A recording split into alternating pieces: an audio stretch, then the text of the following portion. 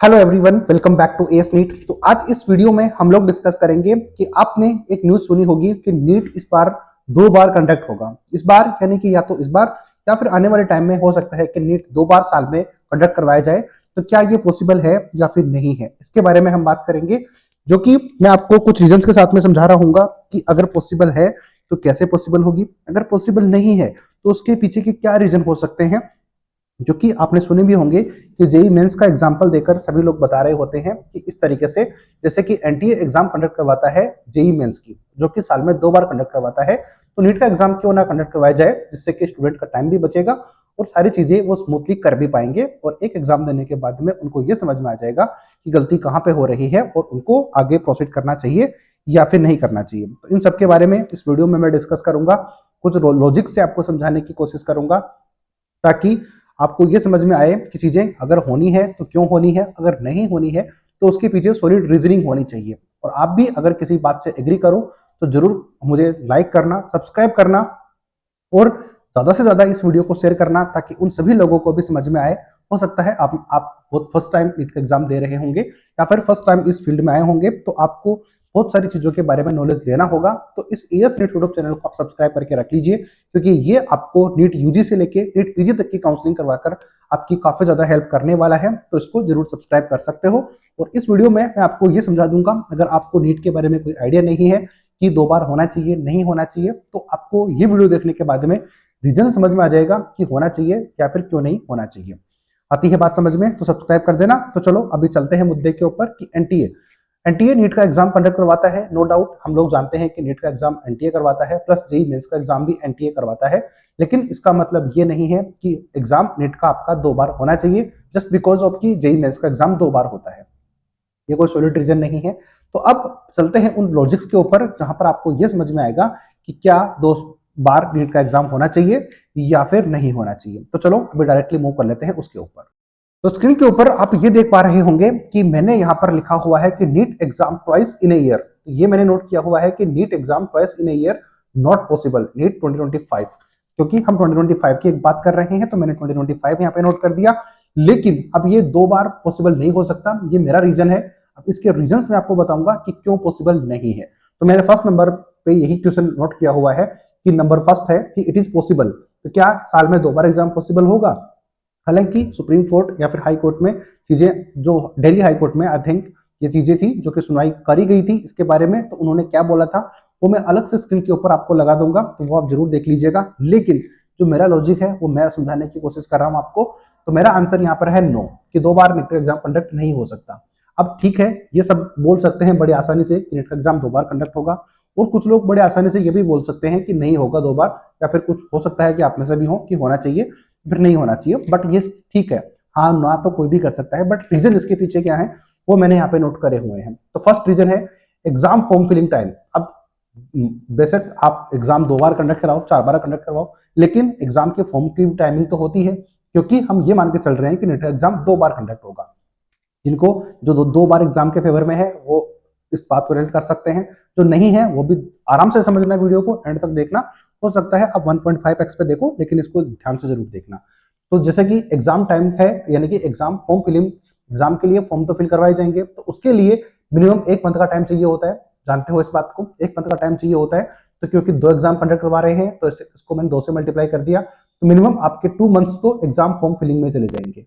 यानी कि एनटीए काम करेगा, क्या करेगा कि 2 महीने आपके एग्जाम फिल करवाएगा, एग्जाम फॉर्म फिल करवाएगा, क्योंकि एक बार एग्जाम कंडक्ट होगी तो 1 महीने का टाइम उसका लगेगा, दूसरा महीने का टाइम दूसरी बार एग्जाम कंडक्ट करवाएंगे उसके लिए।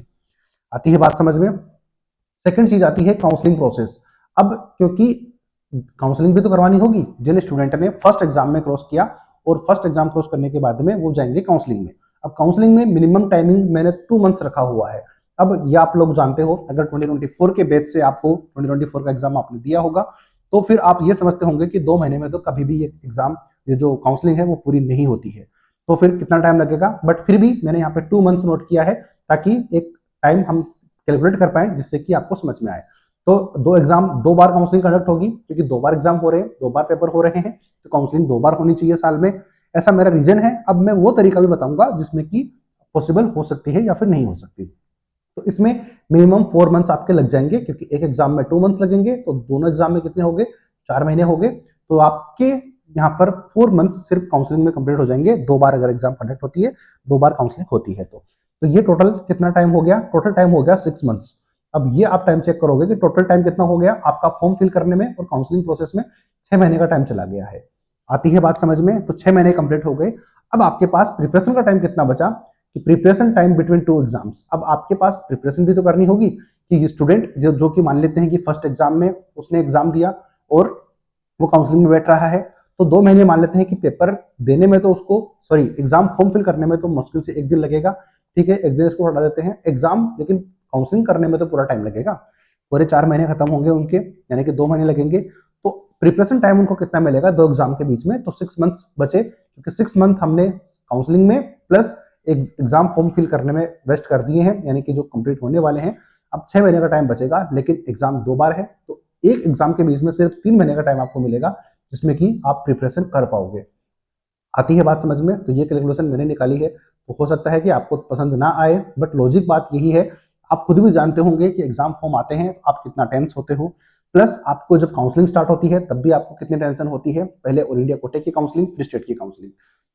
फर्स्ट चीज आती है, फिर फॉर्म फिल करते टाइम पर भी आपको वेट रहता है कि कब मेरे फॉर्म आएंगे, कब मैं एग्जाम फॉर्म भरूंगा, वो भी टेंशन रहती है। तो आप ये जानते हैं। थर्ड रीजन पे चलेंगे कि नंबर ऑफ कैंडिडेट्स। अब नंबर ऑफ कैंडिडेट्स हैं बहुत ज्यादा है। उससे पहले मैं ये वाला पॉइंट दे देता हूं आपको, कि एग्जाम्पल सब लोग देते हैं कि जेई मेंस का एग्जाम भी तो 2 बार कंडक्ट होता है। तो अब इसमें क्या होता है कि जेई मेंस का एग्जाम कंडक्ट तो 2 बार होता है, यानी कि conducted 2 times in a year, but counselling process only एक ही बार होती है जेई मेंस की, ये आप सब लोग जानते हो। तो ये वाली प्रोसेस इसमें अप्लाई हो सकती है, नहीं हो सकती। इसके लिए एक और रीजन है नंबर 4 की नंबर ऑफ कैंडिडेट्स। आप चेक करोगे कि जेई मेंस में जितने स्टूडेंट बैठते हैं उससे डबल, या फिर हो सकता है कि 2 से ढाई गुना स्टूडेंट ज्यादा बैठते हैं नीट में। तो ये एग्जाम पॉसिबल नहीं है 2 बार कंडक्ट करवाना, या फिर 2 बार इसकी काउंसलिंग कंडक्ट करवाना। जेई मेंस को एक बेसिस मानकर अगर ये चीज होती है, तो ये आपको समझ में आया होगा। प्लस एक सॉलिड रीजन आपका ये है, जो कि मैंने यहाँ पे नोट नहीं किया, लेकिन मैं आपको नोट खुद करके बताऊंगा, कि आप सोच के देखो कि अगर ये प्रोसेस होती भी है, अगर आप में से कोई स्टूडेंट ऐसा है या फिर कोई पेरेंट ऐसे हैं जो कि इसके फेवर में होते हैं, हो सकता है, मैं कोई भगवान नहीं हूं, मैं आपको ये समझा रहा हूं कि 2 बार नहीं हो सकता, तो रीजन दे रहा हूं उसका। हो सकता है इन रीजन के बाद में भी आपको ये लगे कि नहीं, फिर भी 2 बार होना चाहिए। तो इसमें आप सोच के देखो कि जब फर्स्ट ईयर के स्टूडेंट है एमबीबीएस के, फर्स्ट ईयर एमबीबीएस के स्टूडेंट है, अब उनका सिलेबस तो 6 महीने में कंप्लीट नहीं होने वाला ना। ये तो आप चेक करोगे कि जब तक ये फर्स्ट ईयर वाले उस सीट को वैकेंट नहीं छोड़ेंगे, यानी कि जब तक ये सेकंड ईयर में नहीं जाएंगे, फर्स्ट ईयर वाले स्टूडेंट सेकंड ईयर में नहीं जाएंगे, तब तक आप फर्स्ट ईयर में एडमिशन कैसे लोगे? चाहे तो आपके एग्जाम 6 महीने से कंडक्ट हो, या फिर 2 महीने से ही क्यों ना कंडक्ट हो, साल में 8 बार क्यों ना कंडक्ट हो, आप एडमिशन तो एमबीबीएस सीट के ऊपर, चाहे तो वो गवर्नमेंट हो या फिर प्राइवेट, उसमें तभी लोगे जब वो स्टूडेंट जो ऑलरेडी फर्स्ट ईयर में है, वो जब तक उनकी एग्जाम नहीं होगी, यूनिवर्सिटी एग्जाम नहीं होगी, सेकंड ईयर में नहीं जाएंगे, तब तक आप फर्स्ट ईयर में एडमिशन कैसे लोगे? आती है बात समझ में? तो ये मैंने नोट नहीं किया था रीजन, लेकिन ये रीजन समझकर आपको ये समझ में आ गया होगा कि ये एग्जाम 2 बार पॉसिबल नहीं है। लेकिन अब 2 बार पॉसिबल कैसे हो सकती है उसका मैं बता देता हूं। याद करोगे आप, अगर आप तो खैर आपको नहीं पता होगा कि नीट एग्जाम जब कंडक्ट हुआ था, यानी कि नीट इंप्लीमेंट जब किया गया था इस मेडिकल एग्जाम के लिए, उससे पहले हुआ करता था एआईपीएमटी, यानी कि एआईपीएमटी ऑल इंडिया, एआईपीएमटी हुआ करता था, यानी कि all India pre medical test हुआ करता था। एआईपीएमटी होता था all India pre medical test.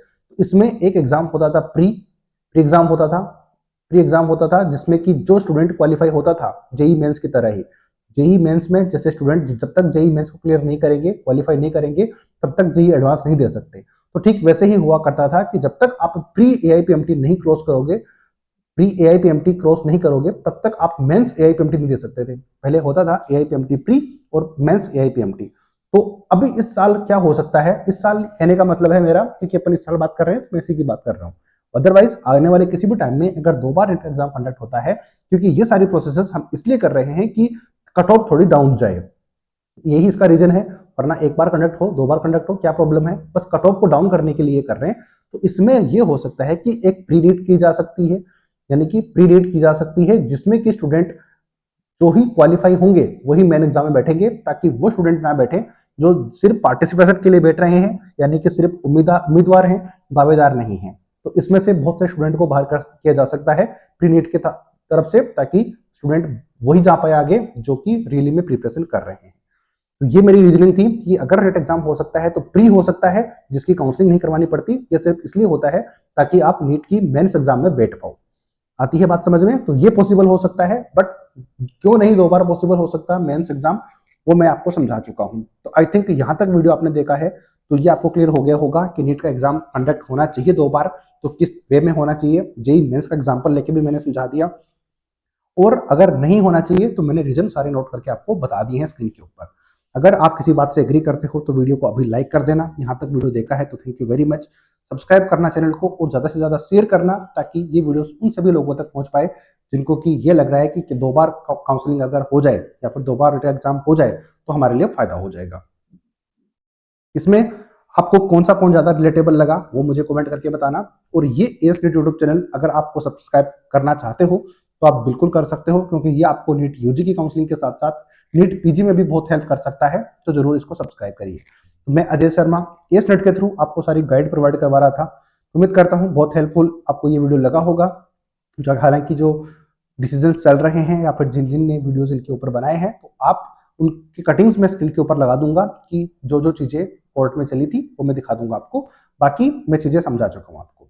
मिलेंगे नए अपडेट नए वीडियो के साथ, तब तक जय हिंद जय भारत।